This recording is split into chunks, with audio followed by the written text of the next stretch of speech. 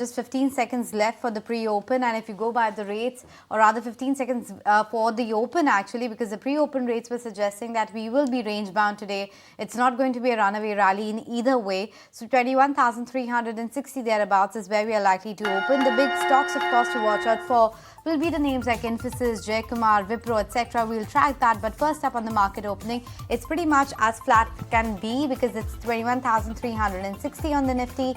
Sensex also has opened with a gain of just around, okay, as we speak, it's actually moved into the red. But the good thing is the advance decline ratio, Ajay. Look at the strength in the advances versus the declines, and that tells you that it's a broader market that is continuing with its strength. Yeah, in fact, IT was supposed to be on the weaker side. So if the index is being dragged lower by IT, let's give it some time to settle down. If you look at metal stocks are doing well, dollar index was below the 102 mark. So that's why you see a lot of Tata Steel and other metal stocks are doing well. Advanced decline now overall 7:1, not bad. So if you don't look at the Nifty and Sensex, look at the broader markets, you will see it's a very okayish kind of opening, but low volumes I think won't be surprising today. Avan, what are you spotting in the broader markets? Actually, I'll take it up and I'll talk about Infosys and Wipro because these are the two big laggards in the trading session today, down over 2%. What's actually holding up is names like Nazara Tech, etc. You also have metals which are perking up, so Hindustan Copper, National Aluminium. These are the spaces to watch out for, and Adani Green ahead of that important board meeting is something that we are tracking at this point of time. All Cargo Logistics has opened with a gain of around 4%. You also have stock like BEL, which are at record high right now on account of that note also that we got this morning. Also names like Chalet Hotels, Castrol India come to that list. Anurag Rasayan, which had made an acquisition, is also in focus. It was actually a tie-up that they had done with one of the Japanese company. On the losing side, Concord Biotech is coming under pressure. Safari is the other one that we are watching out for, and from the broader markets as well, not big losers to be honest. CG Power is the one which is just perking up mildly so, but not big movers in either way. And sectorally also speaking, it's only IT which is down. Jaikumar Infrastructure we already flagged out.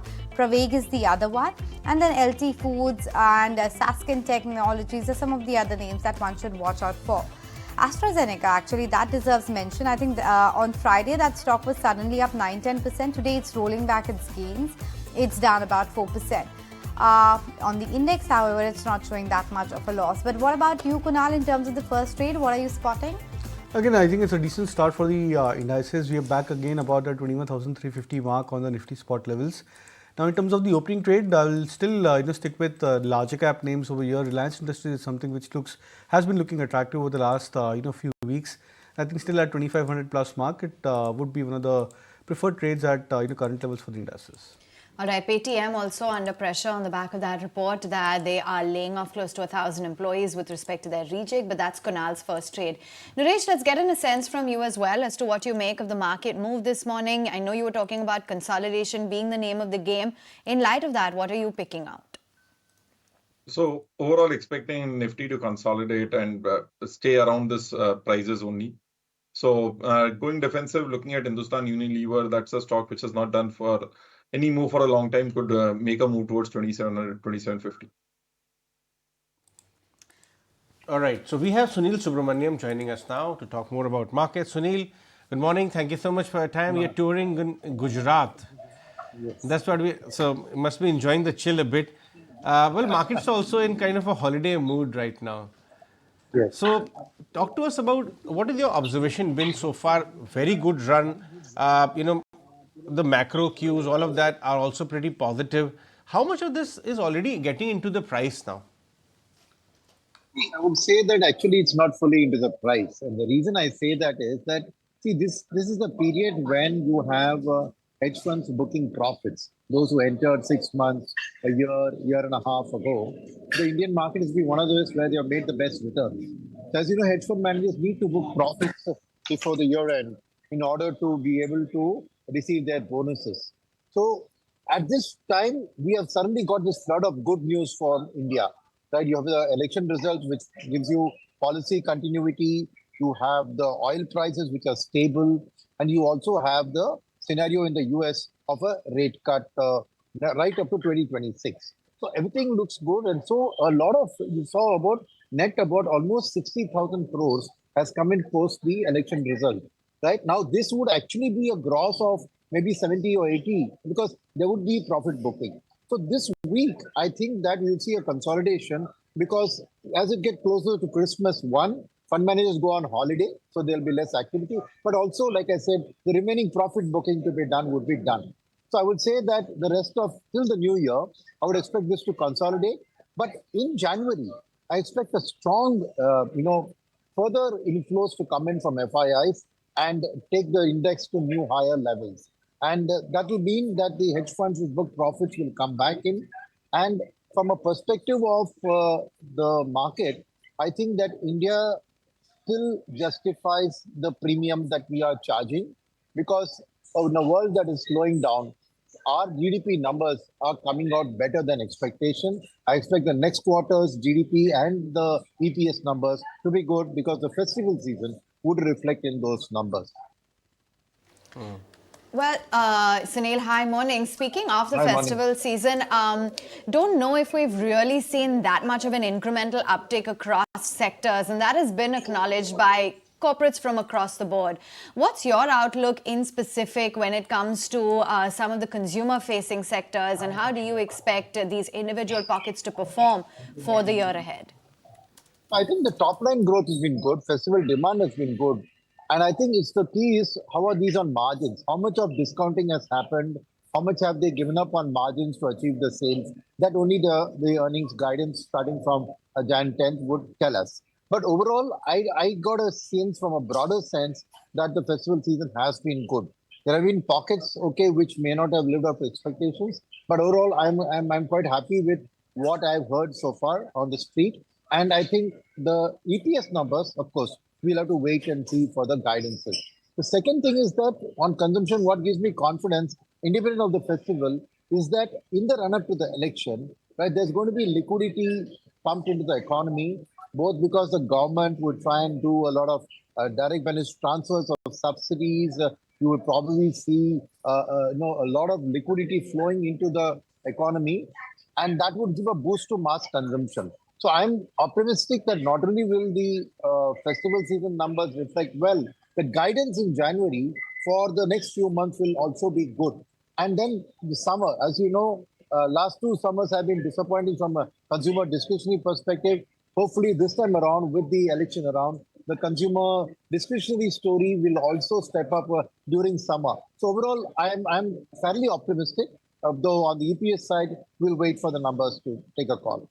Okay, fairly optimistic on the market. Before we move forward, just wanted to flag out a few more stocks from the auto basket. There are some movers. So TVS Motors, Ashok Leyland, some of the names which are showing decent amount of volume traction. And then from the mid-cap space, you also have names like Yatra which are perking up.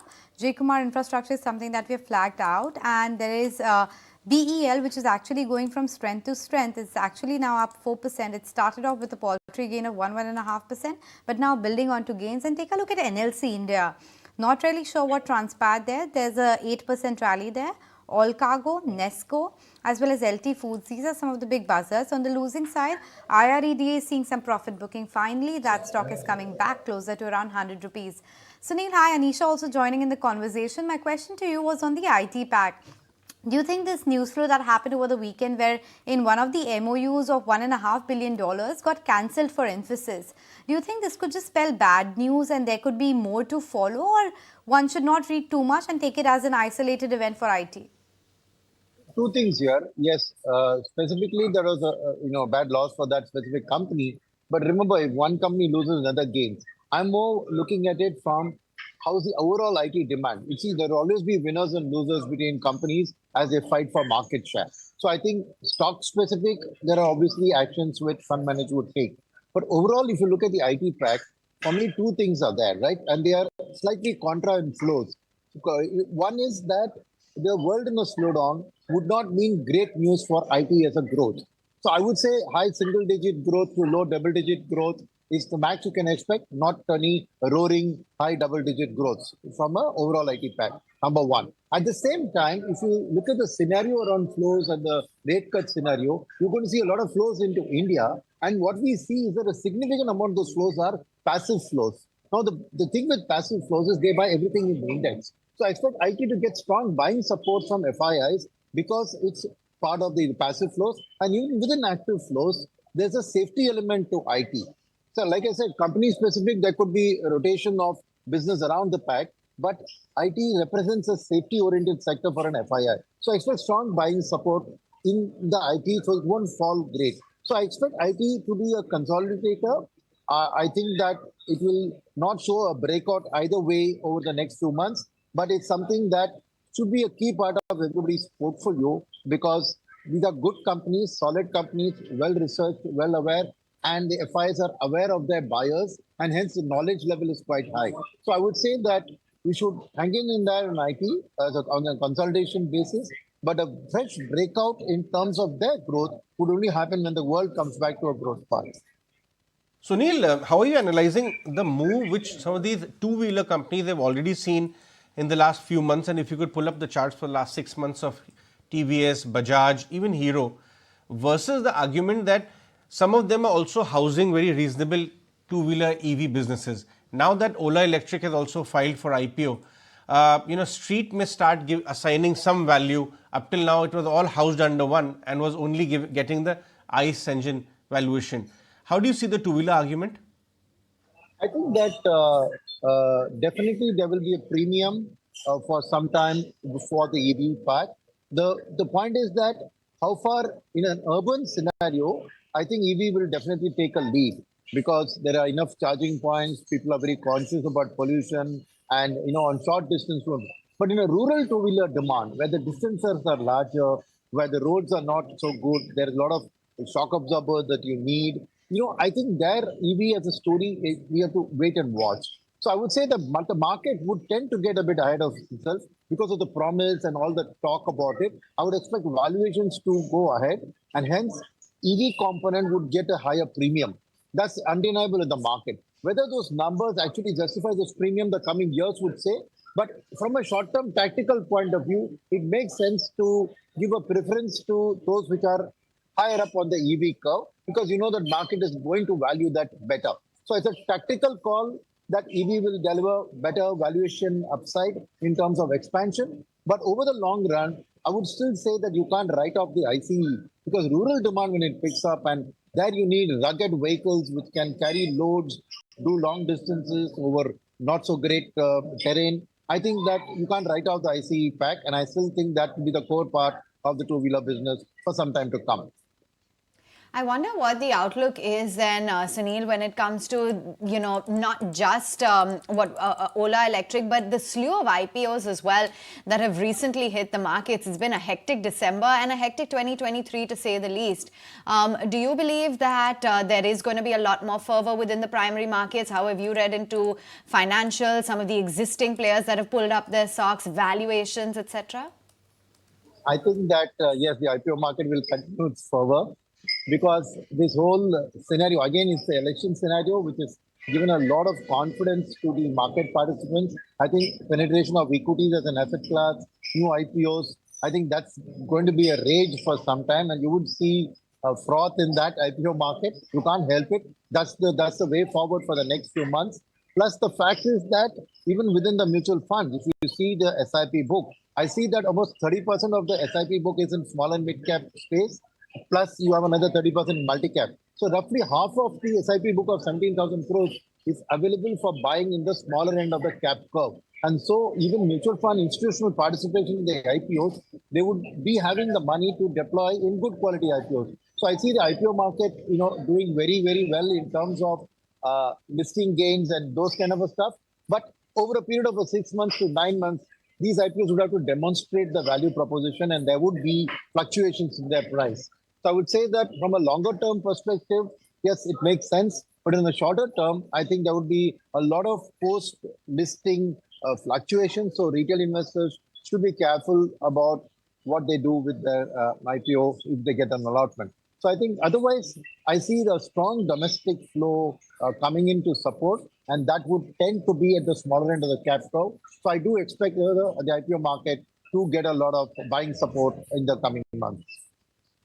And Sunil, just before I let you go, when do you expect the hiatus for the banking index to get over? Because the large private banking names haven't done anything for this year. In fact, a lot of them are actually down on YTD basis. Do you think 2024 could be a year of big reversal for them? Yes, but with a bit of a delay. The reason I say that is that the banks are going through this kind of existential crisis, if I may say, because what's happened is that the banks ran up on the widening NIMs post-COVID. They had locked onto a lot of long-term, low-cost money sources, whether it's masala bonds or it's domestic deposits. That low-cost base has now churned over at a higher cost, so the NIMs have slightly contracted. The second aspect is that on retail lending, RBI came down with this additional capital adequacy requirements. On lending to NBFCs, they come up with that additional capital adequacy. That also has had an effect of slightly shrinking their margins. But the story of banks is one of the corporate capex revival and banks being the lead force to finance that.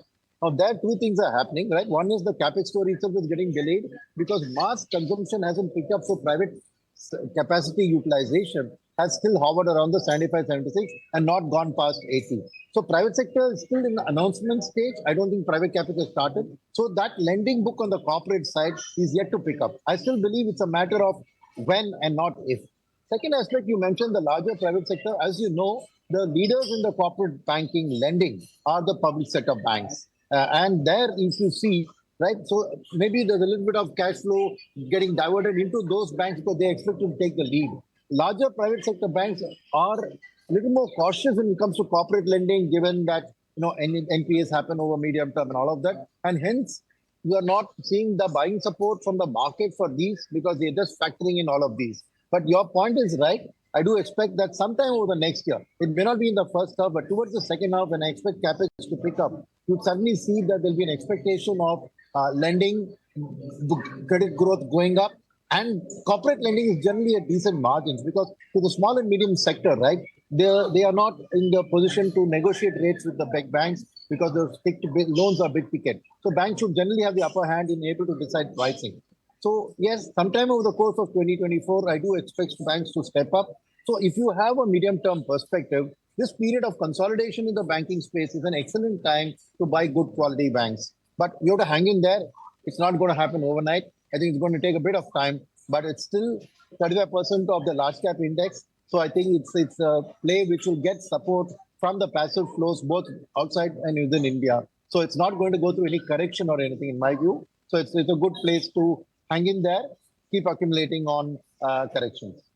All right, keep accumulating those banks on corrections. That's the advice coming in. Good to have you on board, Sunil, and wishing you season's greetings and a very happy new year from Team ET now. Thank you. Same to all of you. Thank you. All right, just quickly checking in as to what the market is up to right now, laying low, and I don't think that's entirely unexpected. So 21,350, I think we'll make our peace with that. You've got the broader end of the market as well that's pretty much lingering in a consolidation phase. Yes, names like NLC, Greaves Cotton, BEL, Loris Labs, AstraZeneca are all abuzz in today's trading session. But on the flip side, there is a somber move on a New India Assurance, something like VMart, and of course, IT is in a bit of a sticky spot today.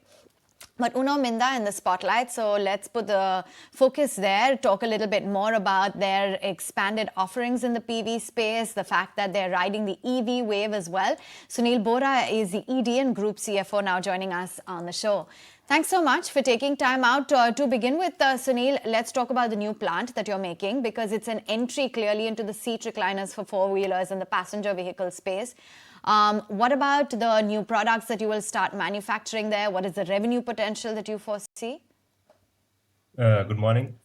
So the new plant which we have just commissioned in Gujarat, it is for mechanism for the recliner. It's not even the full recliner. So when we have made a JV with Tachi S, which is the global major in the seating, PV seating, our endeavor was that we move a stepwise into our seating business. We already are present in seating business through Harita Seating, which we acquired 2 years back.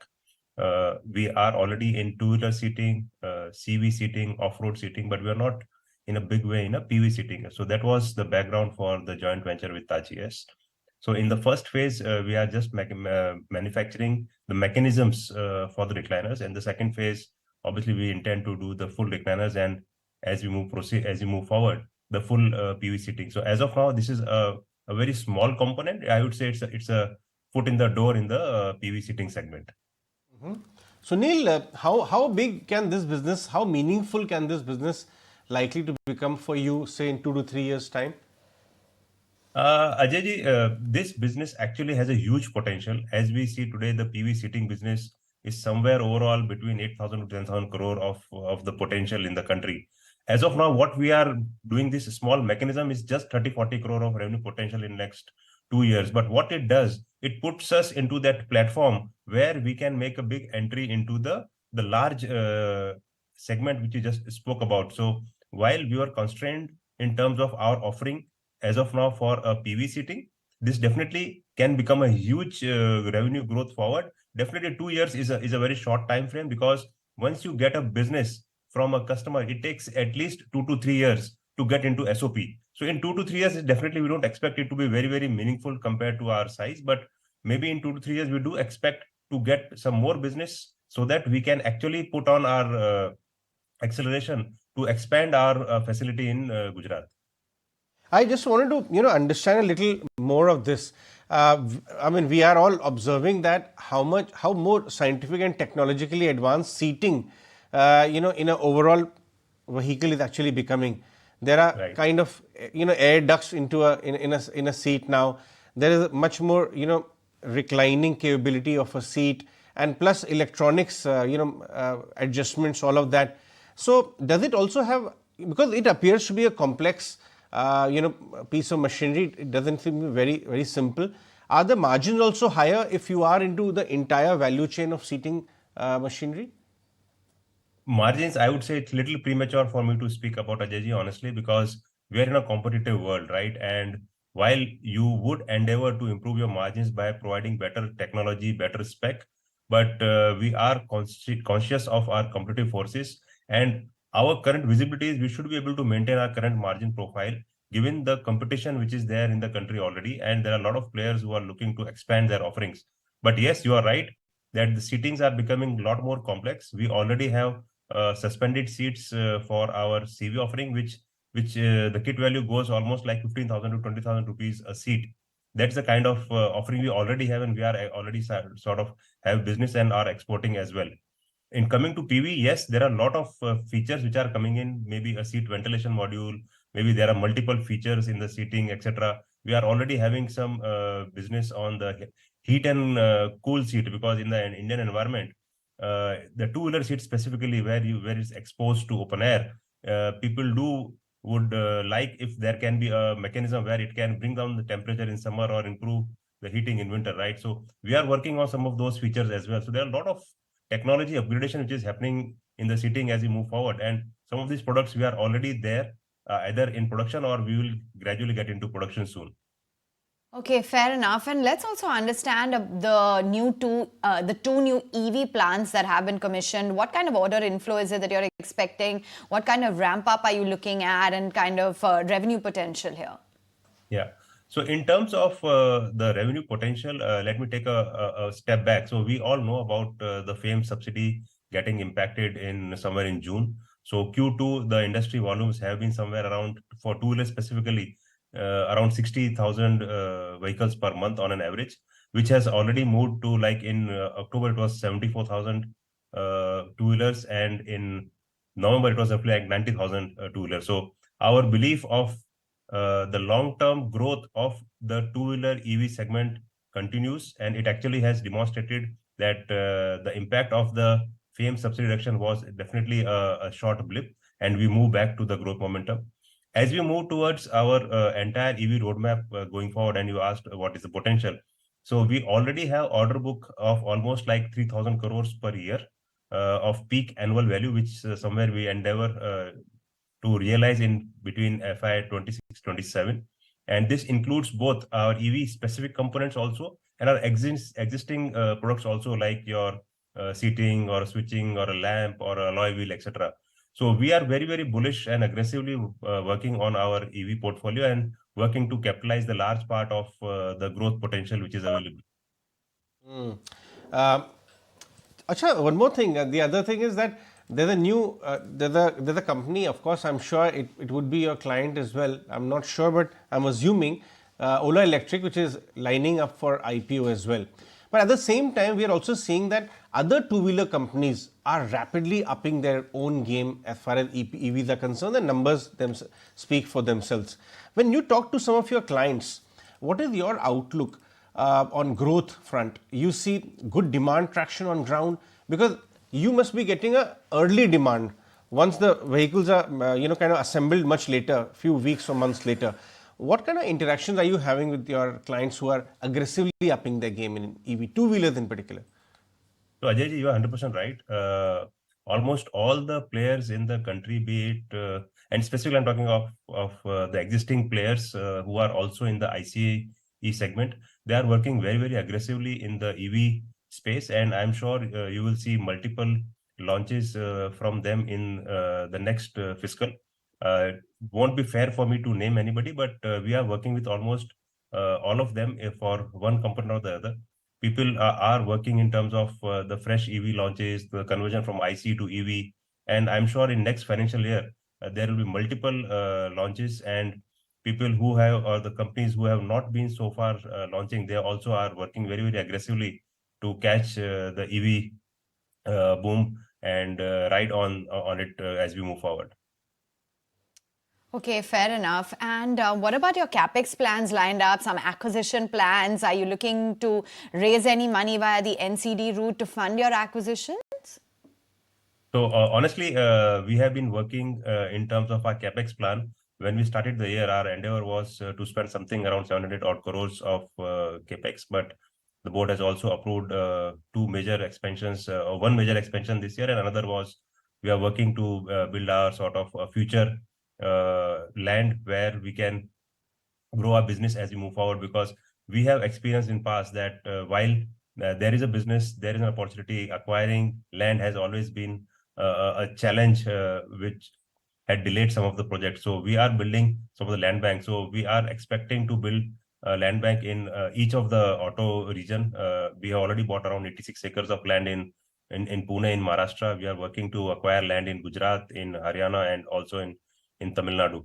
So overall, in addition to 700 to 800 crore of capex, we might be spending somewhere around 500 to 600 crores on the land only, which may be in next 6 to 9 months, because we are primarily talking to the government for the land acquisition, and you know that that process takes time. We have been working on that for quite some time now, but hopefully in next few quarters we should be able to get that land. And one of the project which we have already approved, the board has approved that expansion of four-wheeler alloy wheel plant with an investment of almost 600 crores in the last board meeting in November. For that also we are looking for a land, and that will be part of this land investment amount which I just spoke about. All right, good to have you on board. Thank you for taking time out and joining in. That's the view coming in from the management of Uno Minda. As of now, they are looking at long-term growth in two-wheeler EVs, which will continue. 500 to 600 crore rupee is what they're spending on land bank purchases over the next 6 to 9 months. 662 is where the stock is at. Tell you what, we'll take a very short break with news that for now, the index is holding out at 21,370. Be right back with more corporate voices.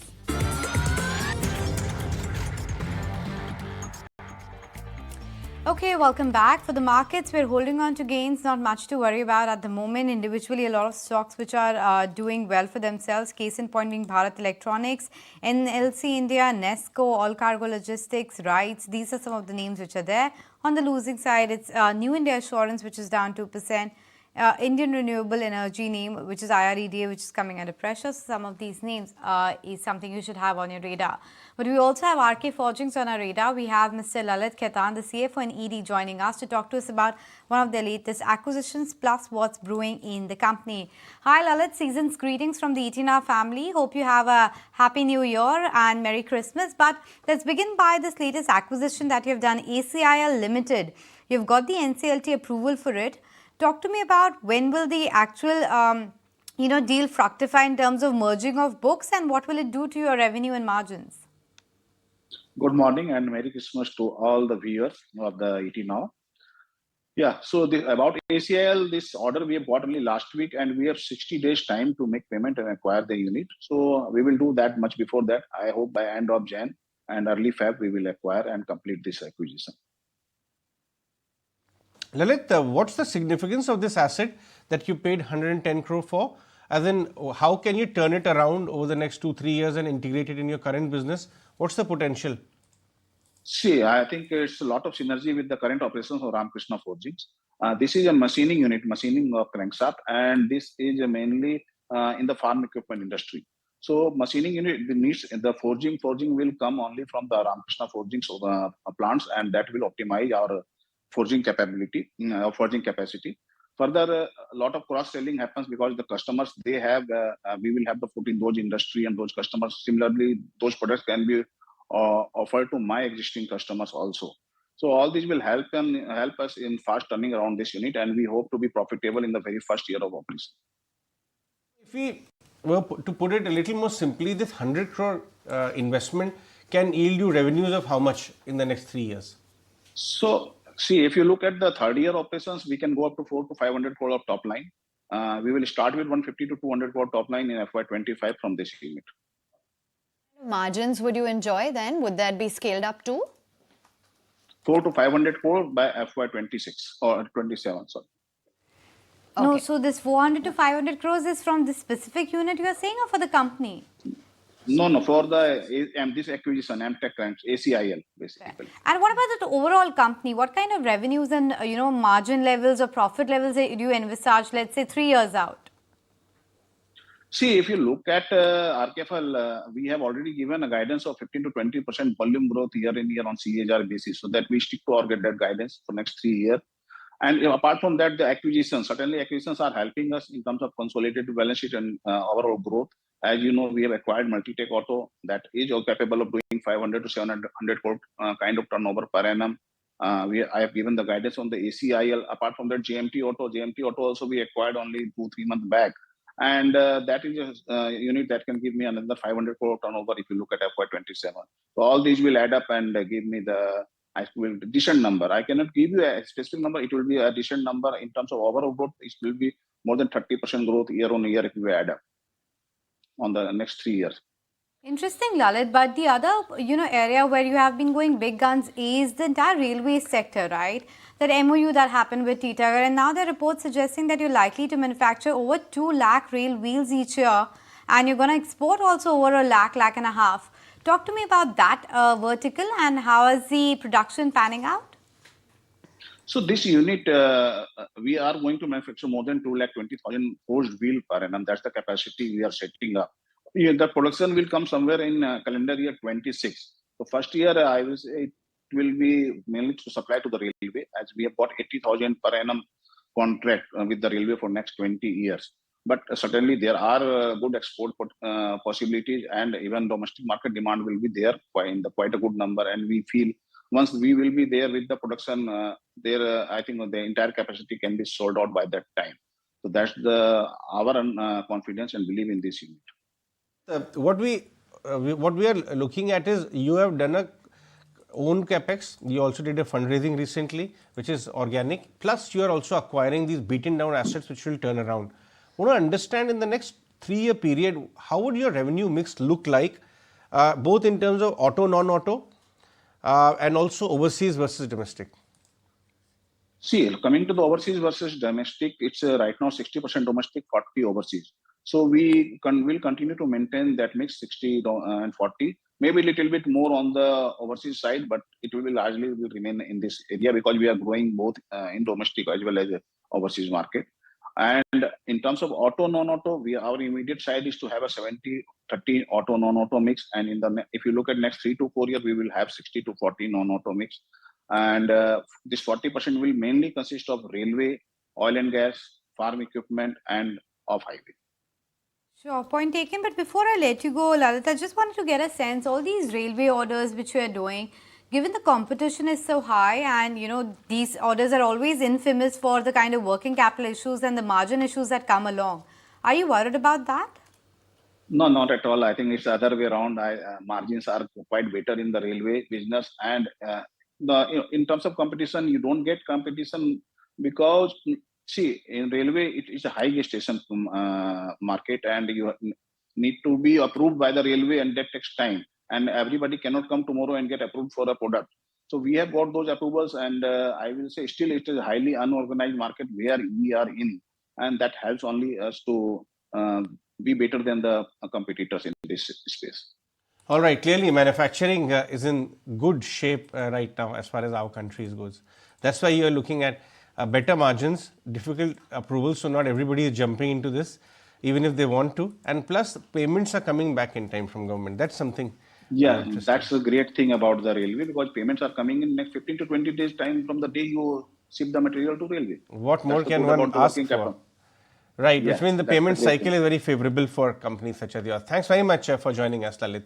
That was Lalit Khaitan of RK Forgings. But we'll stick to this entire subject of manufacturing and capex which is happening in the country, be it from the power side or railways or others. One such company is Elecon Engineering, Elecon Group CFO. Kamlesh Shah is joining us with more. Kamlesh, morning. Thanks so much for your time. We understand that you have issued a aspirational guidance of 10,000 crore revenues by 2030. Talk to us, what would be the bigger drivers for this? What's giving you so much visibility that you've been able to narrow down upon a specific number 6-7 years far out as well? If you see, the Indian economy is growing very well. We have clear visibility for next 3 years so far as the Indian economy is concerned. So, and Elecon is playing a dominant role in the industrial gear where we are presence. So, and we are having the good market share in India also, as well as now we are taking the next step for growing on the overseas market, and we are tapping the overseas market, and we are confident it will be favorable to us considering the current challenging scenarios in European countries as well as the other Western economies. Okay, fair enough. Let's also get in a sense then down the line in terms of what the outlook is for your overall order book guidance. What can you walk us through in terms of some of the major orders that you're looking to get, and what can you walk us through in terms of your marquee client additions, etc.? If you see in Q1 itself, we added the 5 OEM customer from the overseas business, and one is from the Germany itself. So, cracking the Germany itself is one milestone which we already achieved and we cracked over there, and that is giving the motivation and boost to us to get through on the overseas market. And then we are at least not dominating or dependent on the specific customer or specific industrial sectors. We are across the board. Elecon is having the widest range of gear applications available, and we are a global company now. So with the an entire system is favoring us. So even we are just continually improving on our supply chain management, which is our continual focus to be in the overseas market and play a key role in the overseas market. Sure. I also wanted to get a sense from you as to which are the areas you're getting the orders from. Are these sugar mills? Are these cement plants? Mineral plants? Iron drive packages? Tell me which are the industries you're getting more orders from right now. We are getting, if you see earlier, our orders we are getting from sugar, because sugar is a cyclical kind of environment in which it works also. And presently, steel is also playing a good role in our growth plan. And we are seeing that going forward, the power and cement will also is going to play a major role. And once the power and cement is there, not only my gear as well, but MHE is also going to play a good role in the revenue growth for us. And overall, if you see in the MHE sector also now, when we already closed our old projects a long back, and the warranty period for the same is also going to get over by the next September sometime. So with this, we are also expecting the good flow of revenue as an after sales services for these projects also over and above the other projects, which is a continual focus for us.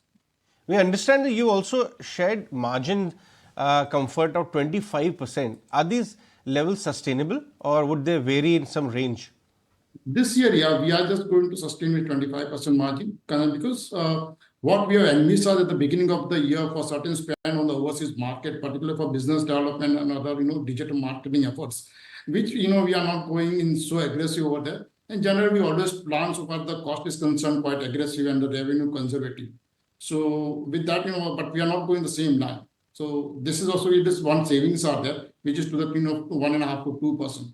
So we consider that going forward, it is my sustainable margin will be 23.5 to 24%.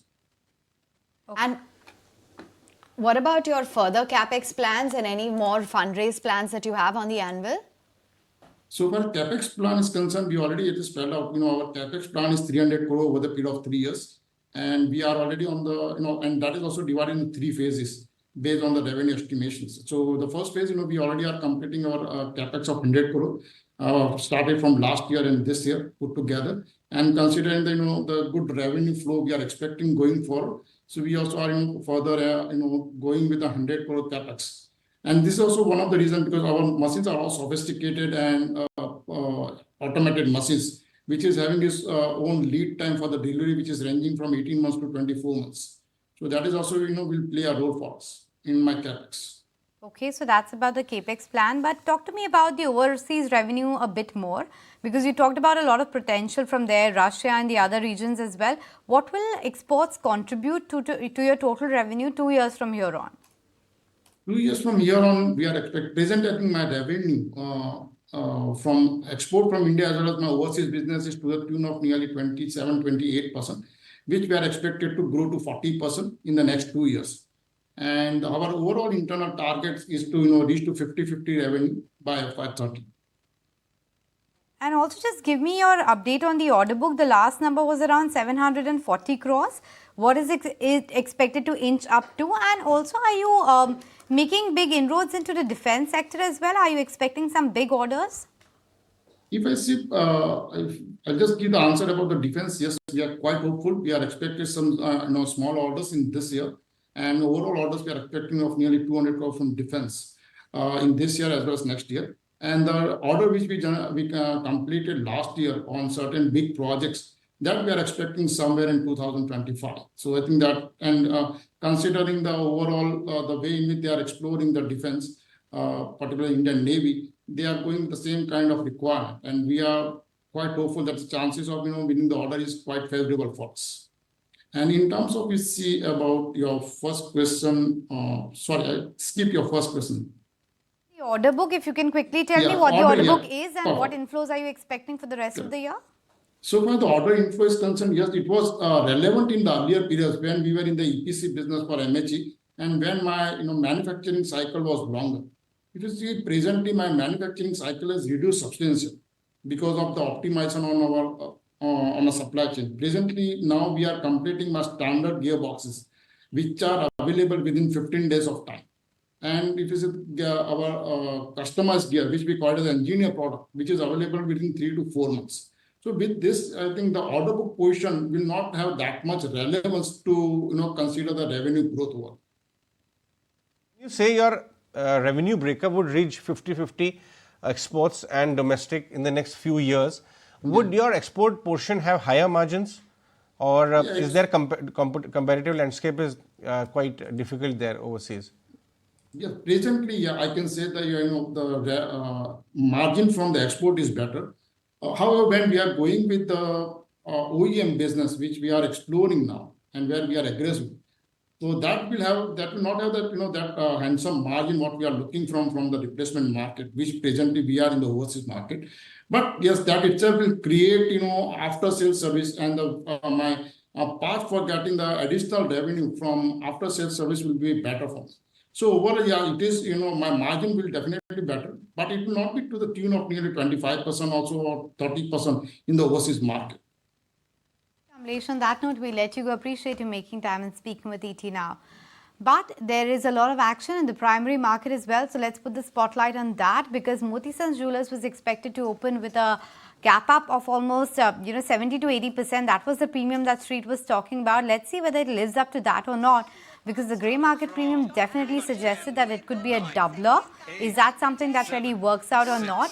Suraj Estate Developers also saw a decent amount of subscription, though Muthoot was a bit subdued if you compare all three. Now, of course, it's 10 a.m., so the rates will be there for you on the screen. Of course, it's a big day for all of these companies, and that is not where the action ends for the week in terms of IPO. You also have Azad IPO, which is underway. We'll get over today in terms of the subscription, but that's about the three listings. You can see the visuals on the air. We should pull up the numbers as well, where the stocks actually listed, because that will also be quite interesting to watch. So Moti Sons, 88%, 90% gain on start. Suraj opened with a cut of around 7%, and Muthoot too got a bit of a tepid listing. Yep, and I don't think it's entirely unexpected, just going by the kind of figures and subscription numbers that we had seen for the same. But yeah, super impressive to see that on Moti Sons at 103, solid move there. Suraj Estates a little bit tempered in comparison, and that is Muthoot Microfinance at about 274. That's where it's finding its footing, Ajay. Actually, Moti Sons, valued their offering closer to 20 times 1 year forward. And it's got to do with the valuation. Muthoot was close to 3 times forward, and that's why if you see only the institution money may have come. Retail HNI is very careful because the pop actually depends on, even if the growth is back ended, you may see 1 or 2 years later. The immediate pop has got to do with the 1 year forward immediate kind of offering. Look at how some of the other small finance banks or NBFCs got listed recently. All of them got very good response because of the valuation was good. Moti Sons also around 20 times forward, if I'm correct. Yeah, it's around 20 times, 22 times forward earnings, and if you compare it with Thangam Oil, that is around 37 times. So even if you compare it to a smaller local player like Moti Sons itself, that is where the valuations really stack up. But of course, Moti Sons for now is only present in Jaipur. There are 4 showrooms there. The big question is, what are the plans about growth going forward? Because it's not going to be an easy road if you hit the national arena. So that's the IPO action. We'll do one thing. We'll take a short break on that note. When we come back, we'll be speaking with a whole host of other managements and getting you all the stock market buzz.